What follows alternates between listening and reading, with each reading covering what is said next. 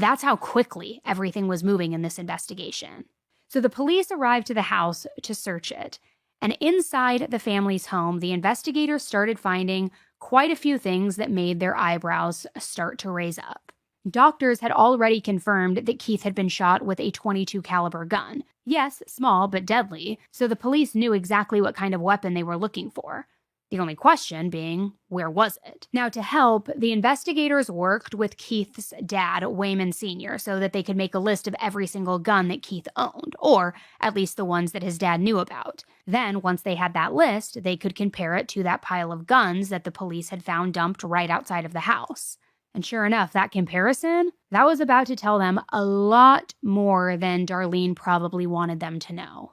Interestingly enough, Keith's dad, Wayman Sr., told the investigators that he knew with 100% certainty that Keith owned a .22 caliber gun. And the investigators fully trusted Keith's dad. He had no reason to lie. And they trusted him for good reason, because every single gun he said that Keith owned, it checked out. And as for that .22 caliber, his dad was positive about that one. In fact, he said he had personally given it to Keith as a gift. So he knew he had a .22 caliber. So unless Keith had quietly sold it or perhaps misplaced it, which nobody believed for a single second, that gun should have been there. It should have been in the pile, or it should have been somewhere in the house. But there was a huge problem, because that .22 caliber gun, it was the only gun that was missing. It wasn't in the pile outside. It wasn't in the cabinet. It wasn't anywhere. Which, coincidence? I mean, not likely.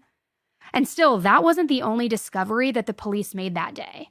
This next one, it was about to blow this entire case wide open. Because inside the kitchen trash can, the investigators found a pair of latex gloves.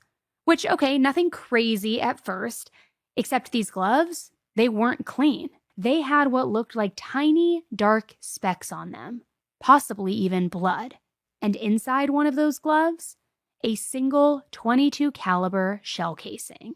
Which, yes, you heard that right, a bullet casing inside the glove, and the exact caliber that killed Keith. So at that point, the investigators were convinced that Darlene was behind this. But to be absolutely certain, they sent those gloves off for testing. And it took a few weeks for the lab results to come back, but when they did, it was game over. The testing showed not one, but 2 DNA profiles on those gloves. Keith's DNA and Darlene's DNA. And to make matters worse for her, the gloves also tested positive for gunshot residue. So that was all the detectives needed. The puzzle pieces had finally clicked into place. They got their person. They knew what happened. And on November 28th, 2005, just a few weeks after Keith's murder, 31-year-old Darlene Gentry was arrested and charged with his death. And it finally looked like case closed. It's wrapped up, it's neat, and it's clean, but not so fast.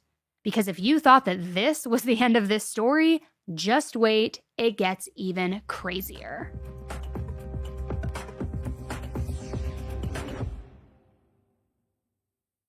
As the air turns crisp and the holidays get closer, comfort truly does become the best gift of all. And honestly, this is the time of year when I live in layers and comfortable clothing. And Quince, I've told you before, they have totally become my go-to when it comes to comfort, because everything, it looks timeless, feels luxurious, it actually holds up, and it makes getting dressed and actually gifting so effortless. I recently showed you guys the whole haul in my closet a couple weeks ago, where I have sweaters, matching lounge sets, coats, all of these things, because Quince really has it all. And not for nothing, guys, I'm just going to tell you a life hack right now. If you're looking for a good gift for somebody, whether it's your mother-in-law, a family member, a friend, you need to get their cashmere throw blanket. I have 4 of them in my house. They are the best. They wash so well, they keep up, they're so cozy, they're so warm. So that's just a little life hack for you. But they also have so much clothing, so much home goods, all sorts of stuff. Their $50 Mongolian cashmere sweaters are also an absolute staple right now for me. They're soft, they look elevated. I wear them from everything from school drop-off to recording days. And like I said, their wool coats, so good. They are top of my list. The cuts feel designer. The quality genuinely rivals high-end brands, but without the crazy markup. And they're just all so good. Now, I have to say too, their travel sets